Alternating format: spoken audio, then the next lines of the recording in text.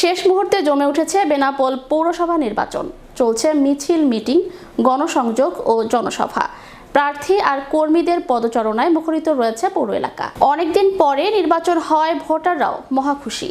পোস্টারে পোস্টারে ছেয়ে গেছে পৌর এলাকার অলিগলি ও প্রধান সড়ক। এক যুগ পর বেনাপোল পৌরসভায় আগামী 17 জুলাই অনুষ্ঠিত হতে যাচ্ছে পৌর নির্বাচন। এবারে নির্বাচনে মেয়র পদে 3 জন প্রতিদ্বন্দ্বিতা করছেন। আওয়ামী লীগের দলীয় মনোনয়ন পেয়ে নৌকা প্রতীকে নির্বাচন করছেন নাসির উদ্দিন। স্বতন্ত্র প্রার্থী হিসেবে জগ প্রতীক নিয়ে নির্বাচন করছেন ফারুক হোসেন উজ্জ্বল। বিএনপির বহিষ্কৃত নেতা মফিজুর রহমান সজন মোবাইল প্রতীক নিয়ে মেয়র পদে নির্বাচন করছেন।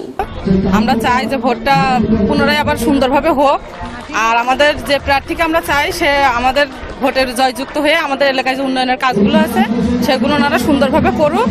আমি যদি এই ওয়ার্ড থেকে নির্বাচিত হই তবে আমি সবসময় চেষ্টা করবো যেন এই ওয়ার্ডটি মাদক মুক্ত থাকে। যেহেতু সরকার বলেছে এটা একটা মডেল হবে, বা আমরা যেটা শুনতে পাচ্ছি সরকারের বিভিন্ন প্রশাসনের মাধ্যমে যে একটি মডেল নির্বাচন হবে।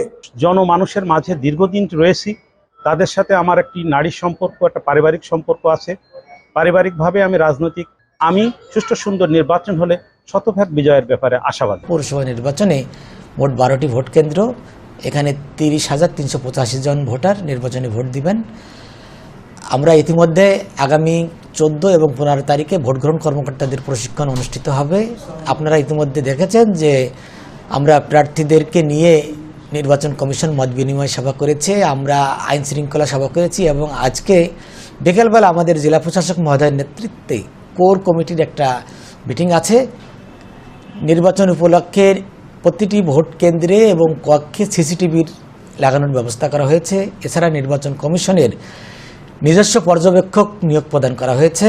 সকলে সহযোগিতায় যে 17 তারিখে যে নির্বাচনটি অনুষ্ঠিত হবে, আমি মনে প্রাণে বিশ্বাস করি এটি একটি মডেল নির্বাচন হবে।